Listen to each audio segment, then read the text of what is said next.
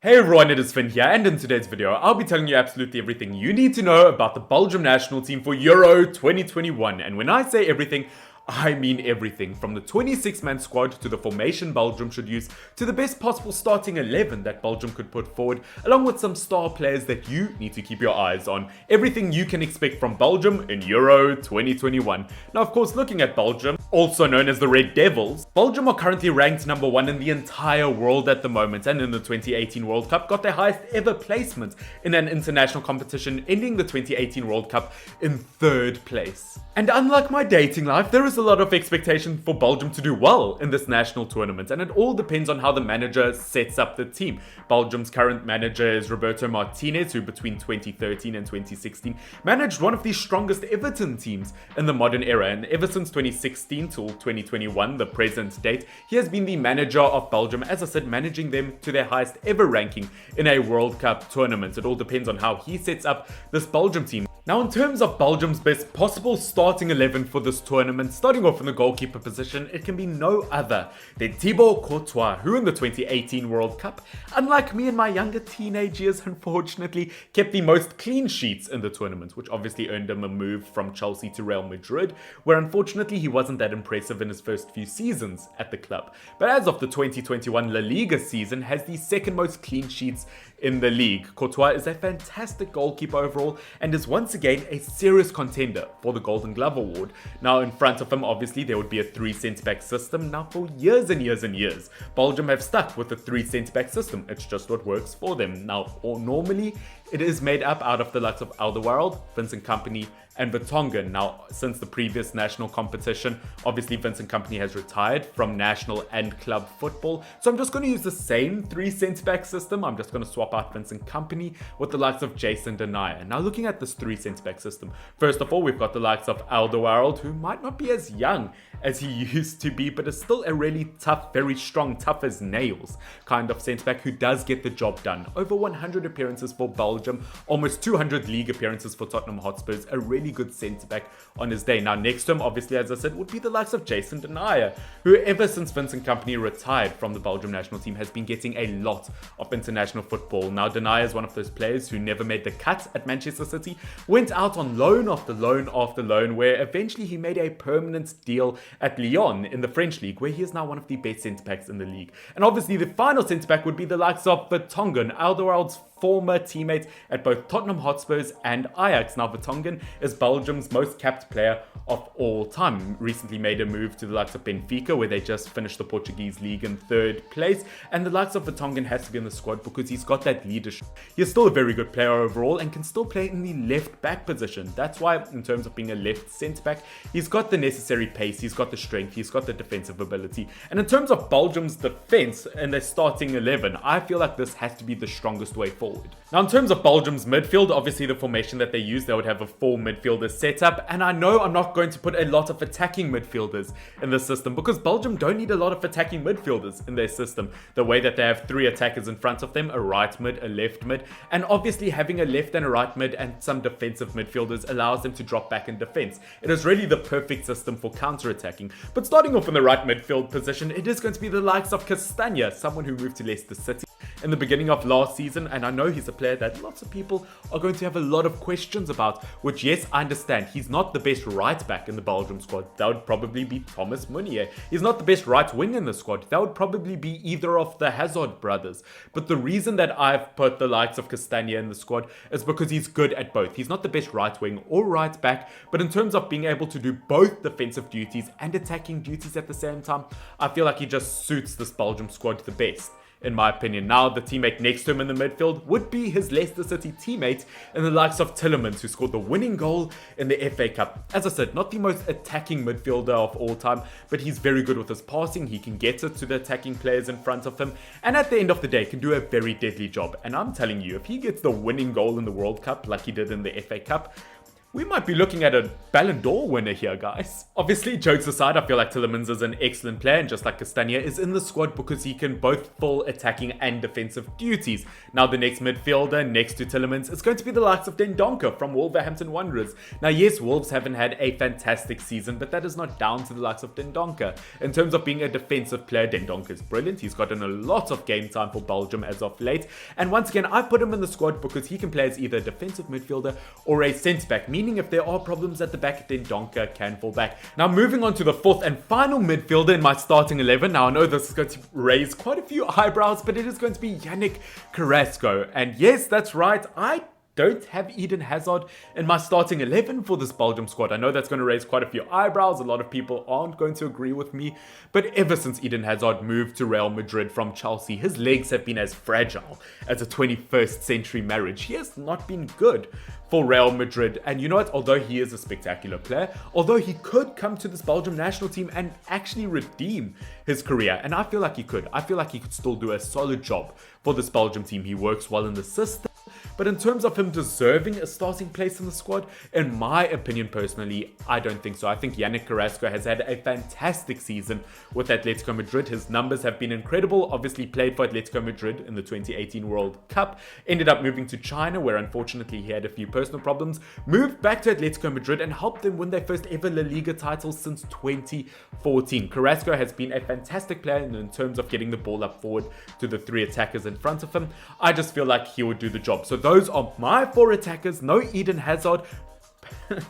Please don't attack me. Now, finally getting into my Belgium front three for Euro 2021 and starting off in my right wing / right attacking midfield position, it is going to be Kevin De Bruyne, who, yes, does play more centrally for Manchester City, but for the Belgium international team, he does tend to play higher up in that right wing / right attacking midfield position. And what a magical player overall. I mean, he's ginger, he's magical. Are we sure he's not Ron Weasley?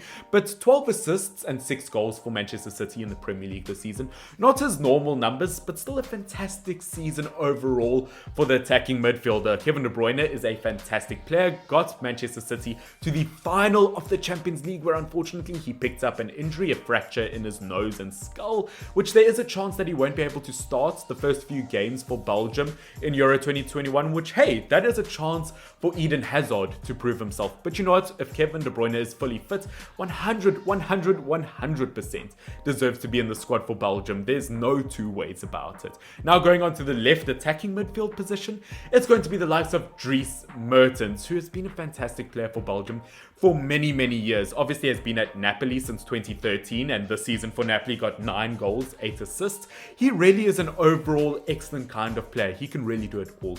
Although he's 34 years old, has got a lot of pace on him. Didn't get too much game time in the 2018 World Cup, but when he came on off of the bench, wow, he is so unstoppable. And I think if you put him next to Kevin De Bruyne behind our strike, I believe that that is an unstoppable partnership. And obviously getting into the striker position, you know where it's going. It has to be Romelu Lukaku. Romelu, we just love you, Romelu. What a fantastic striker overall. Belgium's top goal scorer of all time has just won his first ever league title with Inter Milan, 24 goals in Serie A after only, he's second after only Cristiano Ronaldo. I think Lukaku is one of the most underrated strikers of our generation, is totally unstoppable with the Belgium national team, and I think that he'll probably end up being the top goal scorer in Euro 2021. I genuinely think he'll end up as the top goal scorer. And guys, that is my starting 11 for the Belgium national team. It is so incredibly strong, and you know what, there is a lot of depth on the bench. Because looking at the rest of this Belgium national team that isn't included in the starting lineup, there is a crazy amount of depth in this Belgium national team.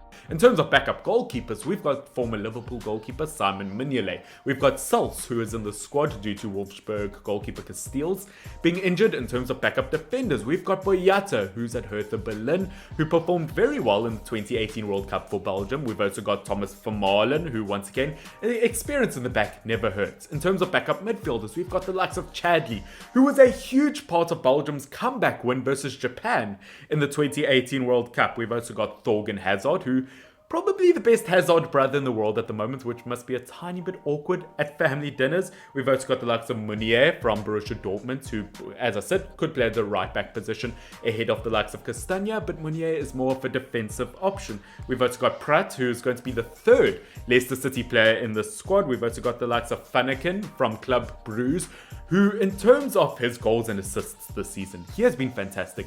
I actually wouldn't be surprised if he was the number one left midfield option or left wing option for this Belgium team. His numbers have been insane, and I don't think it's too much longer until a big club picks him up. And the final midfielder is going to be the likes of Axel Witsel, who, once again, if you want more experience in your midfield, in terms of a defensive midfielder, I feel like Witsel is an excellent option, and I wouldn't be surprised by any means if he started over Dendoncker. I just don't think that he's been that in form this season. And even in terms of backup attackers, Michy Batshuayi being the first one. I mean, everyone spoke about during the 2018 World Cup Kylian Mbappe's pace being the most impressive thing at the tournament.